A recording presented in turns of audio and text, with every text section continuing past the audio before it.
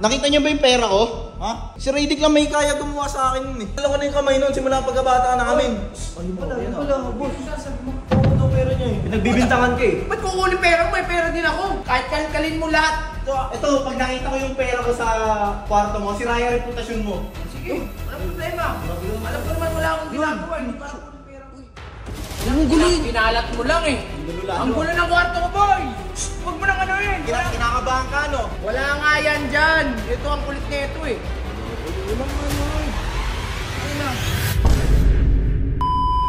Yan, so guys, nakuha natin yung cut ng pagiging ganggang natin. Ayan, nagbunga na.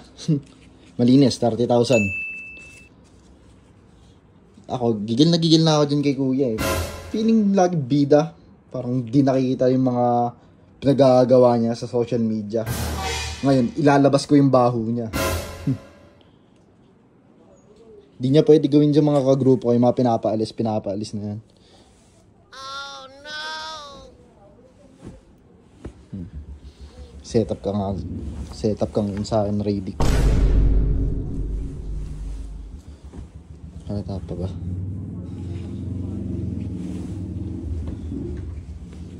Ngayon, hindi ko sinabihan si Ben tsaka si Eggers dito sa gagawin ko kasi gusto ko wala din silang idea eh. Tara, samahan nyo ako guys. Nasobra na talaga yan.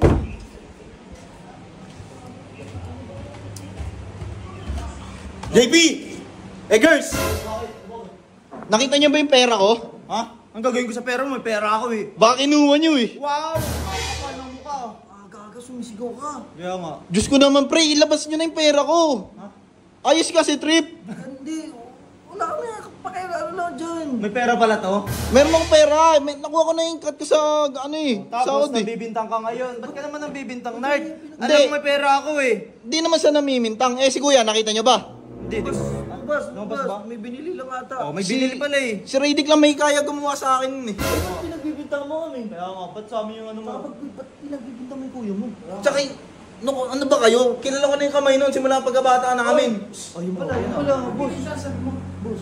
Oh, Ano yun? Kinuha mo daw pera niya eh. Nagbibintangan ka eh. Ba't kukunin pera mo? May pera din ako. Alam mo, may sarili akong galaw. may pera. Kinukuha mo sa yaman ng pamilya natin eh. Pamilya natin ang putik. Hindi ako umasa sa magulang natin. Ikaw yun. Tsaka ikaw, kilala kita. Alam ko yung mga galawan ng kamay mo.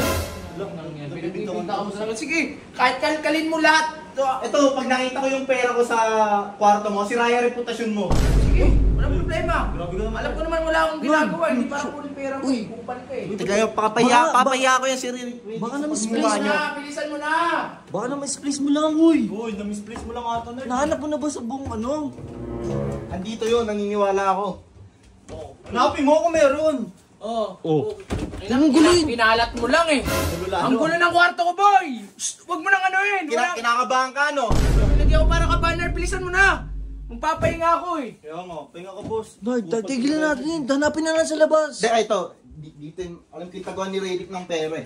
Wow, kabisado. Halatang nung... Wala yan dyan. Wala nga yan dyan. Ito ang kulit nito eh. Wala daw. Wala nga, Nard. Tangay na. Oh, ano to, Radic? Ano to? Dami niya na. Ano? Ayos ah. Explain mo sa akin kung saan galing to. Ha? Kaya na, wala nga akong alam eh na may pera dyan eh. Kupal ka ba? Ayan ang mga problema sa tao. Yung mga nanonood. Binibilog mo masyado yung mga manonood eh. Ano? Pera mo ba yan? Oh. Kasi wala akong nilalagay na pera dyan. Tsaka higaan yan. Ba't ako maglalagay ng pera dyan? Tsaka alam mo, Radic, yung mga pinapaalis mong tao, parang di mo nakasama dati ah. Sila robot. Sino ba tumulong sa'yo dati? Rebelde ka na. Ayun na ito oh. Tignan mo, Radic oh. Radic, hindi maliit na bagay ito. Pag nalaman ng magulang natin, oh. Sige, wala nang problema eh. Pero wala naman akong pera dyan. Huwag niyo akong ginaganyan na yan. Tinataniman niyo ako. Sino pwede magtatanim Ayo sa'yo? huwag kayong mag-ano ha. Ako, surrender dati na ganyan eh. Maayos ka, Ba't Renard ha. kita tataniman? Diyos ko naman, kuya. Ano mo? Ako nga nag-aalala sa pera ko eh. Ayun na. Renard, umalis ka na dito. Wala akong pera dyan. At kung kaninuan lang, kanino yan, no? Di sa'yo na yan. Pukin ang ina, hindi ko alam yan. Okay. Ito yung sa ano. Oo. Papahinga ako dito. Uy, boss, okay ka lang, boss? Okay lang ako dito. Dapat dito, pinapaalis na eh. Oo, palayasin ko yan. Di mo ako mapapalayas. Akala nila. Pero ko naman talaga to eh.